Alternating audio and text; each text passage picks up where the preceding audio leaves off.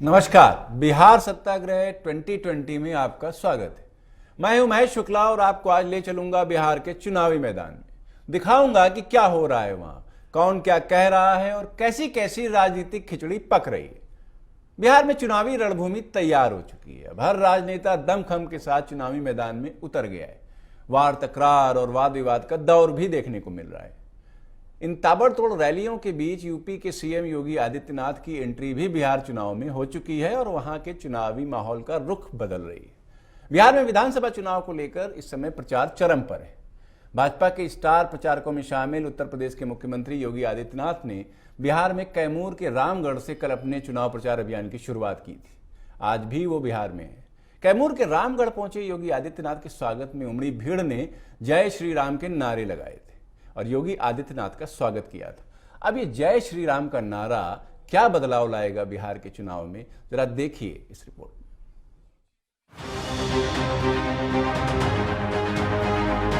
अगर राजनीति का तिलिस्म और चुनावी जुमलों की बयानबाजी सुननी है तो इस समय आप बिहार चले जाइए, क्योंकि कोरोना से जंग भले ही जारी ना हो, लेकिन राजनीति अखाड़ों में विपक्षियों से जंग जरूर जारी है।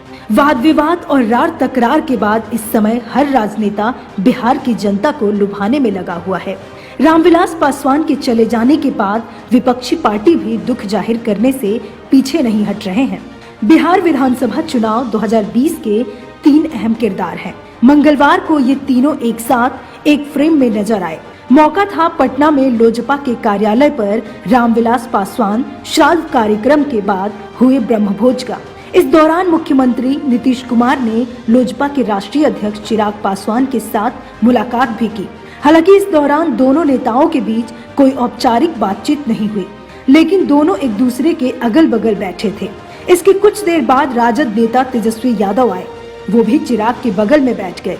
बता दें कि सीएम नीतीश कुमार जब ब्रह्मभोज में पहुंचे तो चिराग पासवान ने उनके पैर छुए। स्वर्गीय रामविलास पासवान के ब्रह्मभोज और श्रद्धांजलि सभा के दौरान लोजपा कार्यालय में काफी संख्या में लोग आए थे। इस दौरान सभी ने दिवंगत नेता रामविलास पासवान को श्रद्धांजलि दी। वहीं उप मुख्यमंत्री सुशील कुमार मोदी श्रद्धांजलि सभा में नहीं पहुंचे थे। हालांकि नहीं पहुंचने की सूचना उन्होंने ट्विटर के माध्यम से दी थी, लेकिन शोक सभा में भी राजनीति पीछे नहीं हटी और चिराग पासवान ने साफ साफ शब्दों में बोल दिया कि नीतीश अब बिहार के सीएम नहीं बन सकते। प्रशांत किशोर आपको बैकिंग कर रहे हैं क्या? आप मैं स्पष्ट रूप से बोलता हूं, जो लोग ये बार बार इस बात का भ्रम फैला रहे हैं कि मेरी कोई बैकिंग कर रही है, मैं बी टीम हूं किसी का, मैं इस बात को क्लियर कर दूं। लोक जनशक्ति पार्टी 20 साल पुरानी पार्टी है। मेरे नेता, मेरे पिताजी आदरणीय रामविलास पासवान जी का 51 साल का बेदाग सक्रिय राजनीति का उनका अपना अनुभव रहा है। मुझे क्यों जरूरत पड़ेगी किसी और की बैकिंग की? मुझे क्यों जरूरत पड़ेगी किसी की बी टीम बनने की?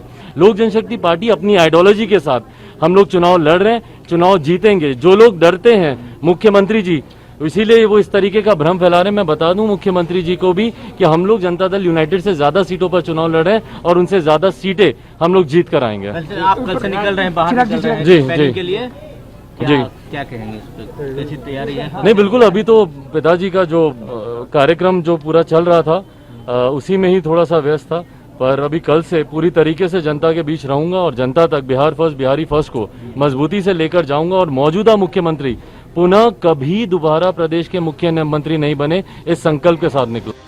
लेकिन इन सभी के बीच राजनेताओं की ताबड़तोड़ रैलियों पर ध्यान दें तो सबसे पहले नजर यूपी के मुखिया योगी आदित्यनाथ पर चली जाती है। बिहार के चुनावी मौसम में योगी आदित्यनाथ की एंट्री बिहार में एक अलग ही लहर ला दी है। बिहार विधानसभा चुनाव के लिए भारतीय जनता पार्टी लगातार रैलियां कर रही है।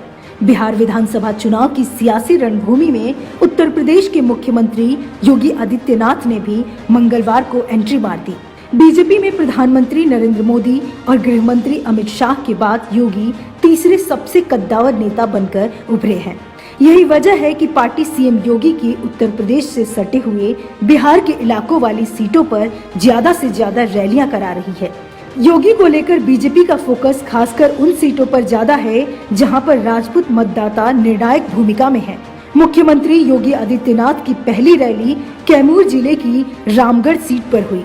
योगी आदित्यनाथ ने आतंकवाद पर सरकार की प्रतिबद्धता दोहराया। पाकिस्तान को घर में घुसकर मारेंगे वाली बात कहकर खूब तालियां बटोरी। राष्ट्रवाद पर विस्तार से बातें रखी, सहयोगियों पर तंज कसते हुए कहा कि हम लोग विकास की बात करते हैं और वे लोग जाति की बात करते हैं। बिहार में नरसंहार और भ्रष्टाचार के जो नित नए कारनामे सामने आते थे, यही कांग्रेस कालखंड में भी होता था।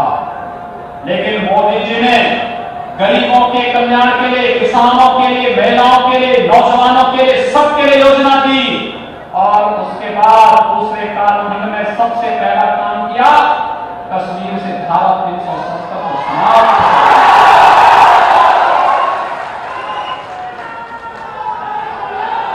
अब पाकिस्तान भ्रष्ट आतंकवादी कश्मीर में आकर के जवानों पर नाजायज हमला नहीं कर सकते, क्योंकि अगर करेगा तो भारत का जवान पाकिस्तान के अंदर घुस करके मारेगा, अब नहीं कर पाएगा। अब नहीं कोई बोल सकता है जेएनयू में, अब कोई नहीं कह सकता है कि भारत तेरे टुकड़े होंगे, ये नारे नहीं लग सकते हैं। अब तो भारत के अंदर एक ही नारा मोदी जी के नेतृत्व में लग रहा है, एक भारत श्रेष्ठ भारत। कश्मीर से कन्याकुमारी तक एक भारत है, श्रेष्ठ भारत है और इसमें हर भारतवासी अपना योगदान देगा। कोई इसमें किसी प्रकार का मांग लपेट नहीं, कोई किसी प्रकार की कोई कंजूसी नहीं।